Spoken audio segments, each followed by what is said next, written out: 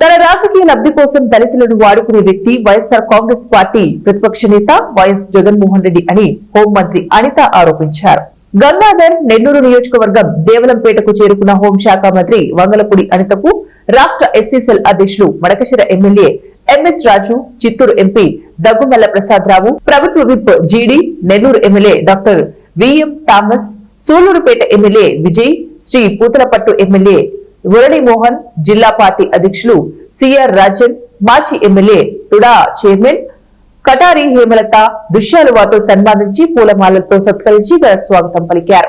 అనంతరం అంబేద్కర్ విగ్రహానికి పూలమాలలు వేసి ఘన నివాళులర్పించారు. ఈ సందర్భంగా ఆమె మాట్లాడుతూ అంబేద్కర్ విగ్రహానికి నిప్పంటించింది వైసీపీ వాలేనని, ఆ వైసీపీ వారిని తాడపల్లి ప్యాలెస్ నుంచి సూచనలు వచ్చాయని, అంబేద్కర్ విగ్రహంపై రాజకీయాలు చేయడం ఎంతవరకు సమంజసమని అన్నారు. మళ్ళీ చెప్తున్న రాజకీయ ముసుగులో ఉన్న నేరస్తులున్నారు.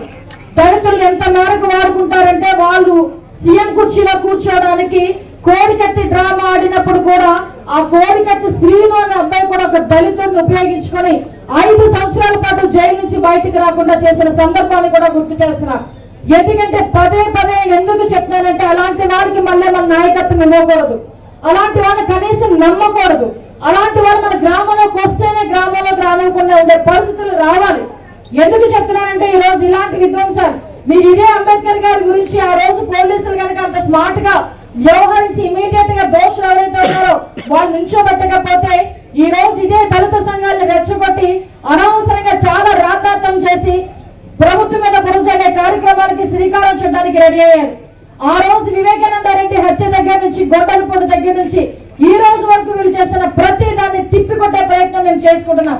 ఈ రోజు ఒక పక్క అభివృద్ధి, ఒక పక్క సంక్షేమం చూస్తూనే ఇలాంటి విద్వేషాలు రెచ్చగొట్టే వాళ్ళని అణగగొట్టాలి, కంపల్సరిగా శాంతి భద్రతను కాపాడుకోవాలని గౌరవ ముఖ్యమంత్రిగా చేస్తున్న ప్రతి ప్రయత్నానికి కూడా మీ అందరి సహాయ సహకారాన్ని కోరుకోవడానికే నేను మీ ఆడపడుచుకి ఇక్కడికి వచ్చి నిల్చొని మీ అందరితో కూడా మాట్లాడుతున్నా. దయచేసి విద్వేషాలు రెచ్చగొడుతున్నారు, ఆ పిల్లల జీవితాలు నాశనం చేస్తున్నారు. ఒక పక్క గంజాయి బ్యాచ్లు, ఒక పక్క డ్రగ్స్ బ్యాచ్, ఇవన్నీ కూడా అణగదొక్కడానికి వీటన్నిటిని కూడా నియంత్రించడానికి ఈ రోజు మేము ప్రభుత్వంతో కూడా చాలా చిత్తశుద్ధితో పనిచేస్తున్నాం.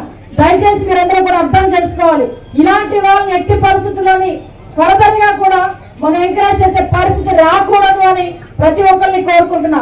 ఇంకొక విషయం, దళిత సంఘాలకి అంబేద్కరిజం అని గౌరవించే ప్రతి ఒక్కరికి కూడా ఒకటే కోరుకుంటున్నా. ఎక్కడైనా ఒక ఇన్సిడెంట్ జరిగింది అంటే ఆ ఇన్సిడెంట్ ఎందుకు జరగకుండా చూసుకోవాల్సిన బాధ్యత మనం తీసుకుందాం.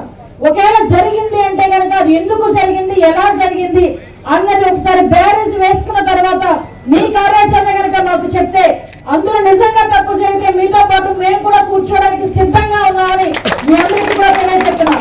అంతేగాని ఇలాంటి కుటుంబ రాజకీయాలకి దయచేసి మన దళితుల్ని ముందున పెట్టి రాజకీయం చేయాలనుకున్న వాళ్ళకి దళితులే తిరిగి సమాధానం చెప్పాల్సిందిగా మిమ్మల్ని అందరినీ కూడా ఒక దళిత బిడ్డగా, ఒక హోం మంత్రిగా, మీ ఇంటి ఆడపడుచుగా